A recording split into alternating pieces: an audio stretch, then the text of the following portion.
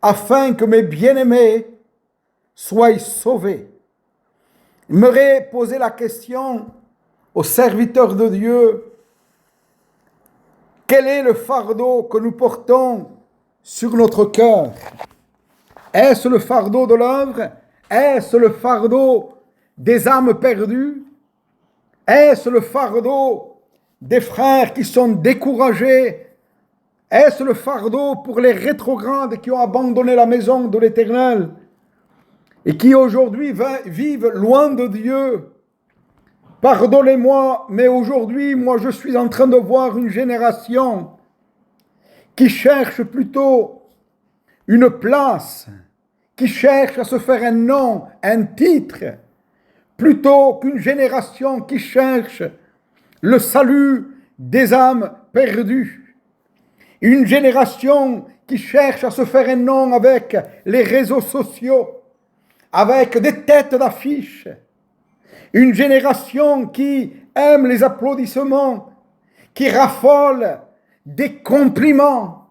Une génération qui veut prêcher, mais qui ne veut pas renoncer. Une génération qui cherche la gloire, le titre, le nom. Pardonnez-moi, on attend aujourd'hui d'avoir une carte, une reconnaissance de prédicateur pour balayer le pasteur de l'église et pouvoir prendre la place en tant que pasteur d'une grande église. On veut ce qui est élevé, mais on ne sait pas s'attarder à ce qui est petit et humble. On lit la biographie des héros de la foi comme Charles Spurgeon, Finney, Jonathan Edwards, Wettmani, Butler, David Wilkerson. On veut leur succès, mais on ne veut pas de leur renoncement. On ne veut pas de leur renoncement. Aujourd'hui, on veut le nom, on veut le titre, je le répète, sans souffrir, sans renoncer et sans obéir. J'aimerais tout simplement vous dire, ce n'est pas possible. Alors qu'on n'est même pas capable de se soumettre à notre pasteur ou à notre responsable. Et on veut acquérir, on veut conquérir. On ne peut pas être serviteur de Dieu sans premièrement être serviteur de nos frères. La Bible dira ces paroles dans le livre d'Hébreux au chapitre 13, verset 17. « Obéissez à vos conducteurs et soyez-leur soumis. » Frères, Josué, on dira que Josué était serviteur de Moïse avant d'être serviteur de Dieu. Alors vous me direz, Moïse, de qui a-t-il appris? Moïse était serviteur de Jéthro, son beau-père, avant d'être serviteur de Dieu. Vous prendrez Joseph, il était serviteur de Potiphar, avant d'être le moyen de bénédiction qu'il a été. Vous prendrez Élisée, serviteur d'Élie.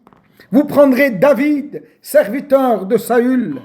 Vous prendrez Timothée, serviteur de Paul. Vous prendrez Jésus, serviteur du Père, du peuple et de ses frères. Aujourd'hui, frères, on veut s'acquérir.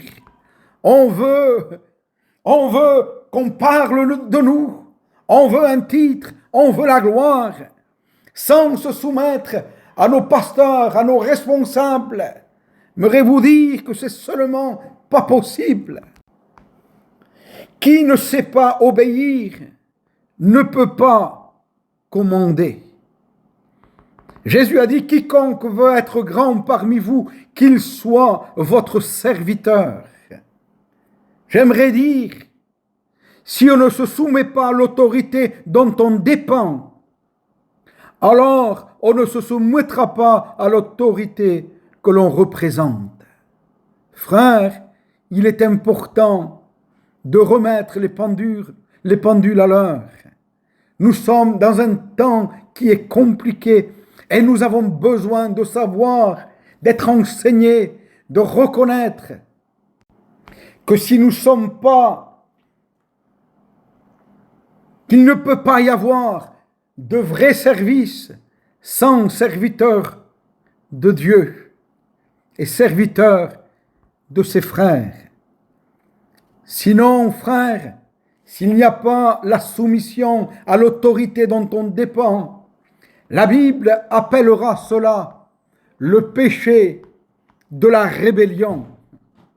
Aujourd'hui, on donne des noms et des titres au péché. Et nous, on voit le péché comme le meurtre. On voit le péché comme le mensonge, l'adultère et tant d'autres choses. Mais il y a un péché dont la Bible parle qui a été le premier péché. C'est le péché de la rébellion. Quand on ne se soumet pas à l'autorité dont on dépend, frère, attention, la Bible dira ces paroles, Colossiens chapitre 3, verset 6. La colère de Dieu vient sur les fils de la rébellion. Cham, fils de Noé, c'est quelqu'un qui n'a pas su respecter l'autorité de son père. Que dit la Bible? La Bible dira qu'il fut maudit. Myriam, a commencé à critiquer l'autorité de Moïse. Qu'est-ce qu'il s'est passé? Myriam fut frappée de la lèpre. Michal méprisa David. La Bible dira que la stérilité a frappé Michal. Dans le livre des Nombres, au chapitre 16, il nous est parlé de la révolte des fils de Corée. Qu'est-ce qu'il s'est passé? La terre s'est ouverte et il les a engloutis vivants. Frères, la Bible dira Deutéronome au chapitre 17, verset 12. L'homme qui par orgueil n'écoutera pas le souverain sacrificateur établi, l'homme qui n'écoutera pas sera puni de mort. La Bible dira 1 Corinthiens chapitre 4 verset 6 que nul de vous ne conçoive de l'orgueil. Frère, la rébellion, c'est la source même de l'orgueil. Que veut dire rébellion? Ça veut dire se révolter contre l'autorité dont on dépend. Faire opposition à l'autorité, désobéir, transgresser. Opposition à la volonté. Frère, c'est grave. Il est important ce matin, il est important de prendre conscience. Qui sommes-nous? Qu'est-ce que je veux dans ma vie? Le salut des âmes? Le salut des âmes? L'amour pour les âmes? L'œuvre de Dieu? Être un vrai serviteur? Ou acquérir un nom, un titre? Que l'on parle de moi? Mais à l'intérieur, ça va sonner creux. C'est vide à l'intérieur. Nous avons besoin de revenir à la source, frère. Revenir à la source. Je veux ce matin